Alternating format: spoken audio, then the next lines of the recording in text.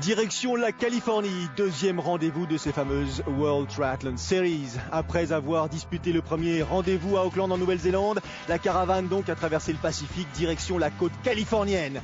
Chez ces dames, Anne Haug domine de la tête et des épaules le circuit depuis la fin de la saison. Dernière bien sûr, est-elle en passe de réaliser la passe de 3 avec une victoire à Auckland en 2012, une victoire à Auckland en 2013 et peut-être ici à San Diego. C'est le retour d'Alistair Brownlee.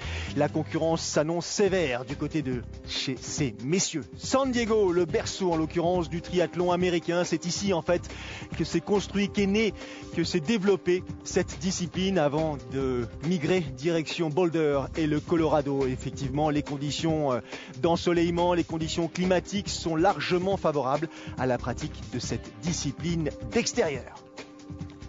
L'arrivée de ces dames, ce sont les premières à s'élancer ici sur ce rendez-vous américain vendredi. C'était vendredi 19 avril. Anne Haug, l'Allemande, leader au classement général des Triathlon Series. Elle a remporté, je vous le disais, l'étape d'Auckland l'an passé, en fin de saison. Elle a remporté la première manche qui était disputée à Auckland cette année aussi. Elle est effectivement la favorite. Et c'est tant mieux parce qu'elle compte aussi beaucoup sur la présence des Américaines qui disputent du même coup le championnat américain ici à l'occasion de cette étape. Et elle espère que ces Américaines vont pouvoir donner du rythme. C'est ce qu'elle aime. Attention à surveiller de près quand même sa sortie de l'eau. Andrea Hewitt, la néo-zélandaise, déçue par sa performance 15e à Auckland à domicile, a sans doute hâte de corriger cela. Parmi les autres adversaires, Emma Moffat, l'Australienne, double championne du monde qui a vécu une année 2012 en demi-teinte, qui a pris une 3e place cette année sur l'étape de Coupe du Monde de Moulaba, absente à Auckland. Peut-être le retour d'Emma Moffat, l'américaine Sarah Groff. Belle perf lors des Jeux Olympiques, elle prend une 4e place, elle est à domicile et elle a bien l'intention de profiter de ce titre de champion des États-Unis qui peut-être, ou de championne des États-Unis qui peut lui tendre les bras. Elle adore San Diego, elle a un excellent souvenir de cette étape de San Diego, même si l'an passé c'est une étape qu'elle a menée presque de bout en bout, elle s'est écroulée sur les derniers kilomètres à pied. Elle sait ce qui lui reste à corriger, ce qu'il lui a fallu corriger pour être justement parmi cette année les concurrentes susceptibles de monter sur la plus haute marche. Surveiller de près sa compatriote Gwen Jorgensen, l'athlète longiligne, rapide à pied, très rapide. Gwen Jorgensen, elle aussi, elle porte les couleurs américaines et elle profitera sans nul doute des supporters venus en masse pour soutenir leurs représentants. Non Stanford, la Britannique, la jeune Britannique, championne du monde des moins de 23 ans en 2012, rapide, très rapide, à surveiller elle aussi de très très près comme le lait sur le feu.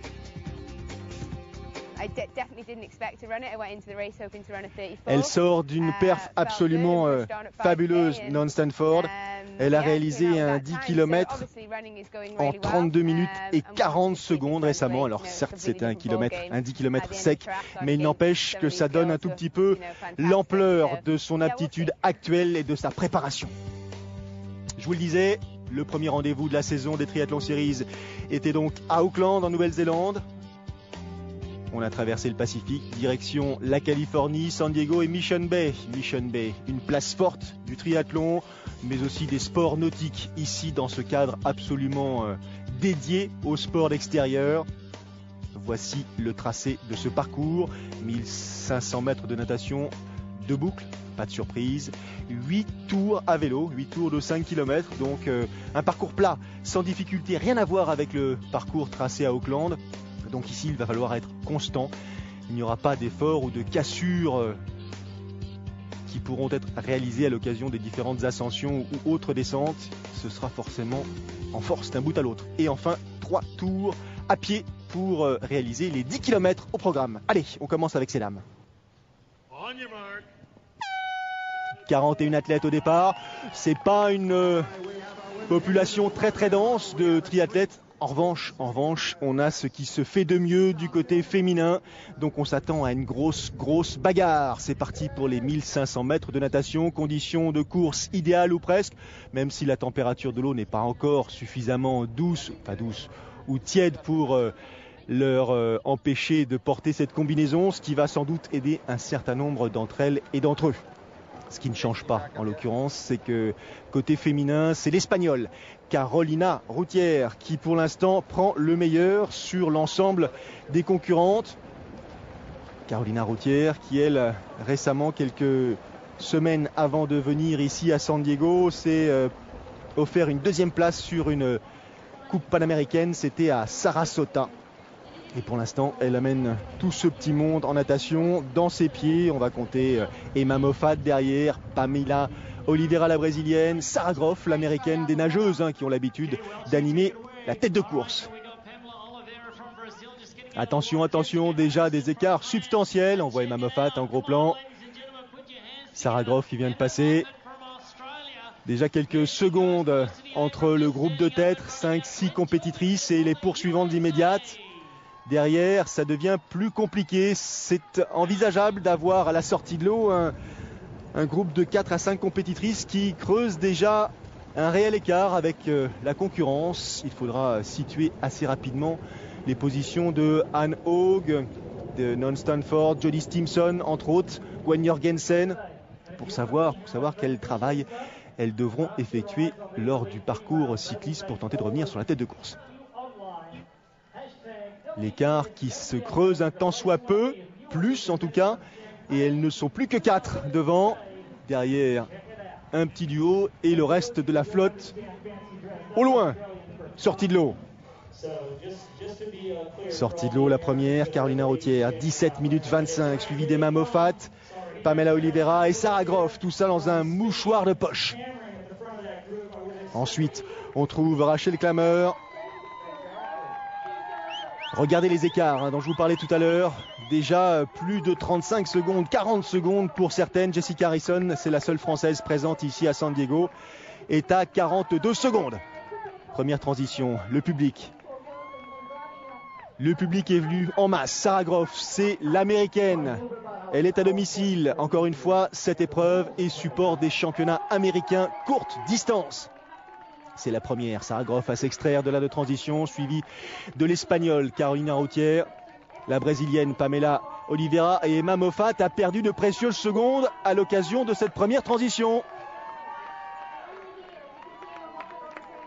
Ça y est, Emma Moffat est partie. Gwen Jorgensen. Sortie de l'eau, Gwen Jorgensen en 18.02, c'est-à-dire avec 36 secondes de retard sur les leaders. Eileen Reid, pénalité pour l'Irlandaise. Felicity Abraham, elle aussi un petit peu loin derrière. Felicity Abraham qui refait son comeback, qui fait son comeback à la compétition et qui a l'air pour l'instant de plutôt bien s'en sortir. 3e à Auckland lors du premier rendez-vous des Triathlon Series. Le groupe de 4 en tête de la compétition féminine. Moffat, Groff, Oliveira et Routière. Alors parmi ces 4 compétitrices, sans doute que Carolina Routière sera celle qui restera le plus, je dirais, cachée derrière les autres, parce que c'est pas vraiment elle qui animera la tête de compétition à vélo, pas connue pour son aisance sur 2 roues. On a vu la transition d'Emma Moffat, transition assez délicate. Les écarts à la sortie de l'eau, confirmation. Klammer à 15 secondes, Pennock juste dans sa foulée. André Hewitt, 39 secondes. Et on n'a toujours pas vu Anne Haug pour l'instant. Anne Haug, elle est sortie de l'eau. Anne Haug à plus d'1 minute de Emma Moffat et ses pairs. Emma Moffat, double championne du monde, alors 2009 et 2010. Encore une fois, une année 2012 assez compliquée, même si elle a fait quelques podiums. Et là, elle compte énormément sur cette nouvelle saison pour reprendre ses anciennes habitudes, c'est-à-dire monter sur les plus hautes marches des podiums à l'occasion des différentes étapes de ces triathlons séries. Ça, c'est les poursuivantes, emmenées par Gwen Jorgensen. On a vu Ashley Gentle, l'Australienne en 2e position. Il faut s'organiser, il faut éviter de laisser le groupe de 4 prendre trop d'avance sur ce parcours cycliste, encore une fois composé de 8 boucles. Alors des boucles relativement planes, même plates, avec des relances malgré tout, vous avez pu le vérifier, des virages en épingle à cheveux. Un effort constant demandé aux compétitrices et donc aux compétiteurs. Anne Haug, la voici avec le numéro 1 sur le casque. Anne Haug, confirmation, sortie à 1 minute, qui est revenue sur la tête de course. Gwen Jorgensen, grand gabarit, qui décide, elle, de prendre l'initiative, de ne pas laisser un train s'installer, mais de revenir, tant que faire se peut, sur les 4 que l'on suit justement. Elles en terminent avec leur 7e tour. Et pour l'instant, l'Espagnol derrière, qui reste bien derrière, suit le rythme imposé par Oliveira, Groff et Moffat. Très motivé, Sarah Groff. Alors si effectivement j'arrive à intégrer un petit groupe, nous disait-elle avant la compétition, à l'occasion du parcours cycliste, j'ai effectivement après à ma disposition les moyens peut-être de réaliser une perf sur la course à pied. Il faut que je prenne un petit peu d'avance par rapport aux favorites. J'ai la possibilité, grâce à mon aptitude sur 2 roues, de pouvoir créer cet avantage. Fin du parcours cycliste pour les 4 dames.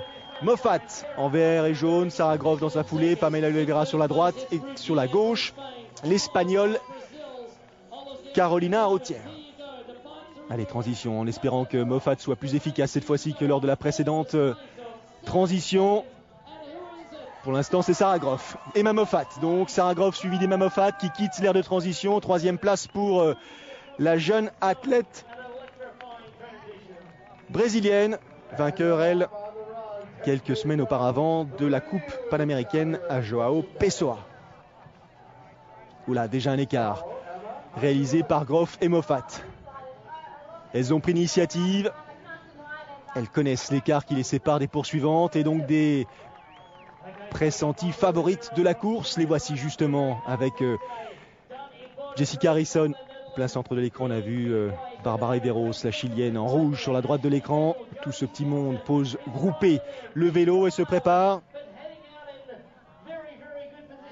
à attaquer le parcours de 10 km. Anna Maria Mazzetti, l'italienne. Andrea Hewitt dans la foulée de l'italienne. 3 tours à effectuer. C'est Anne Haug, d'ores et déjà à la sortie de la transition, l'allemande, qui prend l'initiative, très puissante en course à pied, très rapide. Elle peut revenir sur la tête de course. Elle nous a montré par le passé que 1 minute, ce n'était pas forcément suffisant pour permettre à des compétitrices parties devant elle de s'assurer une place sur le podium.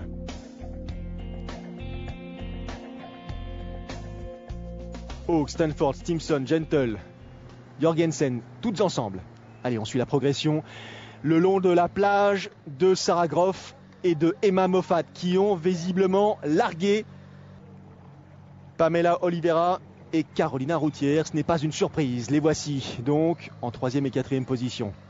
3 tours, un peu plus de 3 km 300 à l'occasion de chacun de ces tours. Température pour l'instant pas tout à fait élevée, enfin des conditions de course qui ne sont pas pénibles pour ce qui concerne cette situation géographique sur la côte californienne. Groff qui fait l'effort et qui tente de laisser Emma Moffat à quelques longueurs derrière. Est-ce que ça s'organise? Alors, on a Non Stanford, la Britannique, avec Anne Haug, l'Allemande dans sa foulée, Jodie Stimson, l'autre Britannique, Ashley... Non, c'est Felicity Abraham dans le groupe. Alors, qu'est-ce qu'elle nous dit, Non Stanford? Elle nous dit tout simplement que sa dernière perf sur 10 km est effectivement sympa, mais là il ne faut pas oublier que ce ne sont pas 10 km secs qu'il y a eu auparavant du vélo et de la natation, c'est pas tout à fait la même chanson. Gwen Jorgensen, le grand gabarit, filiforme, 1m77, la jeune athlète américaine est revenue donc dans ce peloton de chasseuses en quelque sorte. Elle est revenue aussi, Emma Moffat, l'Australienne, elle a pris le pouvoir pour l'instant, ou du moins le meilleur, sur Sarah Groff, l'Américaine. À la fin ou à la faveur de ce dernier tour pédestre, il en reste encore 2, donc il reste 6 km 600 et un tout petit peu plus. Foulée classique, ample, les épaules qui plantent des clous. Emma Moffat reconnaissable entre 1000. Non Stanford pour l'instant toujours en tête de ce groupe de poursuivantes. Elle emmène Anne Haug, elle emmène Jodie Stimson, elle emmène Gwen Jorgensen. Et oui, Felicity Abraham, elle a marqué le pas et pour cause, elle a pris un petit carton, 15 secondes d'arrêt. Il va falloir en profiter pour respirer, repartir d'autant plus vite si elle veut réintégrer la tête de course derrière Carolina Routier. André Hewitt, Pamela Oliveira ont été rejointes par Ashley Gentle, l'Australienne, là, sur la droite. Elle continue son effort. Emma Moffat. Sarah Groff marque le pas. Elle est désormais à 12-15 mètres et ça ne fait que s'accentuer. Elle a pris le contrôle de la course, l'athlète australienne. Encore une fois, Emma Moffat qui a vécu une saison 2012 en demi-teinte, qui avait dû abandonner à l'occasion des Jeux Olympiques à Londres, aimerait bien oublier rapidement ses mauvais souvenirs et reprendre le chemin des podiums et des victoires. Ouh là là, la foulée paraît pas tout à fait souple, agressive, fluide, moins fluide en tout cas que celle de Stanford et Jorgensen. On s'asperge, on se rafraîchit. Attention à ces athlètes, elles ont des attitudes très différentes, des foulées ô combien dissemblables, mais elles sont très très efficaces et c'est leur point commun, très efficaces à pied. 16 secondes d'avance pour Emma Moffat. Elle en comptait un peu plus de 58-59, une minute même au moment d'attaquer le parcours pédestre. Ça fond comme neige au soleil. Il va falloir faire preuve de résistance. Elle est toute seule devant, tandis que derrière, elles sont plusieurs et donc ça va changer un tout petit peu la donne. Sarah Groff en deuxième place, elle a sans doute fait une croix sur la plus haute marche du podium. Elle compte maintenir cette position pour emporter le titre de championne des États-Unis sur ce format olympique. Attention, c'est loin d'être terminé car derrière on les aperçoit. Ce sont Jorgensen, Stanford, Stimson et Haug qui reviennent. Ouh, et ça revient à vive allure. Sarah Groff, l'américaine, qui va être rattrapée par sa compatriote, Gwen Jorgensen. Et ça continue, ça accélère de plus en plus. Jorgensen, comme elle l'avait fait un peu plus tôt à vélo, prend l'initiative en course à pied. Regardez la foulée de Jorgensen, très ample, grand gabarit, je vous le disais, 1m77, la jeune américaine, qui est passée au triathlon depuis 2010, donc c'est très récent, mais bon, elle est très jeune en même temps, et qui maintenant commence à avoir quelques perfs à son actif. Une victoire en Coupe du Monde à Bagnoles l'année dernière, deuxième de la fameuse étape des triathlons series en 2011 à Londres. Et elle a pris une deuxième place à Auckland l'année dernière en fin de saison. Donc pour l'instant, pas de victoire pour Gwen Jorgensen sur ces triathlons series. Comme d'ailleurs pour les américaines en général, aucune américaine pour l'instant n'est montée sur la plus haute marche d'un podium de ces fameuses triathlons series. Ça y est, elle a lâché le groupe. Il lui reste un tout petit tour, presque 3 km et 300 mètres. Mais elle a encore 29 secondes de retard sur Emma Moffat. Emma Moffat qui comptait 16 secondes de retard un peu plus tôt sur Sarah Groff, qui elle a beaucoup de mal à terminer ce parcours. Sans doute les efforts consentis lors de la partie cycliste. Regardez Emma Moffat là avec ses épaules vraiment qui plantent réellement chacune de ses foulées, tandis que dans le même temps Gwen Jorgensen poursuit son effort et revient à grandes enjambées sur l'Australienne. Est-ce que ce sera suffisant? Est-ce qu'il lui reste suffisamment de kilomètres de distance pour revenir sur Emma Moffat? Derrière on s'accorde, Stimson, Stamford et Haug vont jouer les places d'honneur. Oula, ça revient très très vite. Et elle poursuit, elle accélère, elle propulse Gwen Jorgensen. Emma Moffat commence à s'inquiéter réellement. Regardez un petit coup d'œil qui ne trompe pas là. Elle évalue la distance qui la sépare de sa poursuivante. Elle voit bien que tout ça ne va pas en s'arrangeant. Seule chose qu'elle puisse espérer Emma Moffat, c'est d'avoir suffisamment de force, de résistance pour aller jusqu'à cette fichue ligne d'arrivée qui n'est plus très loin. 2 km. Mais elle, Gwen Jorgensen, elle a pour atout son attitude et le fait qu'Emma Moffat est en ligne de mire, elle est dans sa ligne de mire et l'écart ne cesse de se réduire au gré des foulées, je dirais pas après pas ou foulée après foulée. Jorgensen revient de manière hyper impressionnante sur Emma Moffat. Une Australienne en tête, une Américaine en deuxième position, une Américaine bien sûr portée par son public qui non seulement risque d'assister à la première victoire d'une athlète américaine lors de ces fameuses Triathlon Series, mais surtout qui va la porter, sachant qu'elle a pour objectif d'emporter ce titre de championne des États-Unis sur courte distance. Coup double en perspective pour Gwen Jorgensen. A priori, le contact est opéré et ça va être compliqué pour Emma Moffat parce que non seulement Jorgensen revient, mais derrière, ça se rapproche aussi à vive allure. On aperçoit la foulée de Stanford, Haug et Jodie Stimson, sans doute un tout petit peu en retrait. Ou Stimson qui a lâché prise visiblement. Allez, Jorgensen qui dépasse Emma Moffat. Sans un regard. Très concentré, très lucide Jorgensen surtout. Emma Moffat en deuxième position. Anne Haug en troisième position. Non Stanford, troisième et demi. Elles sont coude à coude en retrait, on les aperçoit. Quelle distance reste-t-il à réaliser avant de franchir la ligne d'arrivée? Sans doute un peu moins d'1 kilomètre pour Gwen Jorgensen. Pas question pour l'américaine de relâcher son effort, de relâcher cette pression qu'elle a su mettre sur les épaules d'Emma Moffat. Et la pression, Stanford et Haug la mettent à nouveau sur les épaules de l'Australienne en deuxième position, qui lutte pour rester sur le podium sans doute. Allez, dernière relance, dernière accélération. C'est une victoire américaine en perspective sur cette étape des Triathlon Series, ici à domicile à San Diego. Et c'est un titre de championne des États-Unis pour Jorgensen qui lui tend les bras. Écoutez le soutien du public. Quelle performance, quel show réalisé par la tête américaine. Ça y est, elle a pénétré sur le tapis bleu, s'est fait regarder, elle termine au sprint. Elle a les ailes, Jorgensen. Et elle s'impose ici à San Diego, chez elle. 1h59, 39, 1h59, 59. Et c'est Non Stanford qui grille la priorité à Emma Moffat. Stanford, la Britannique, termine en deuxième position. Emma Moffat prend la troisième place. Quatrième position pour Anne Haug, l'athlète allemande. Jodie Stimson suit en cinquième place. Gros écart avec les poursuivantes. André Hewitt prendra la sixième position et Jessica Harrison terminera un tout petit peu plus loin en 13e place.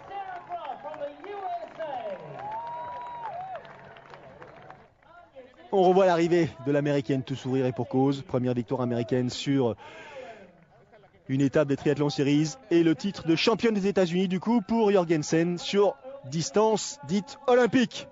Coup double.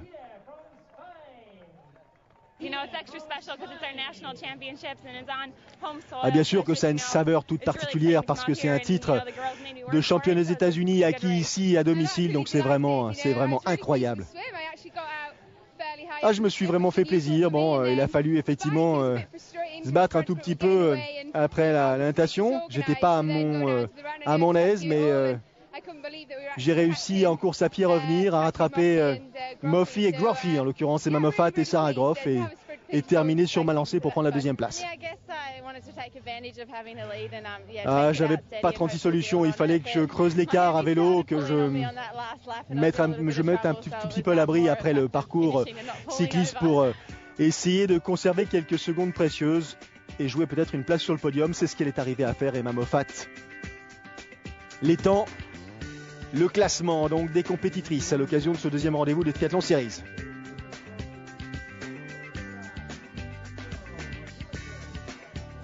Treizième position, confirmation pour Jessica Harrison.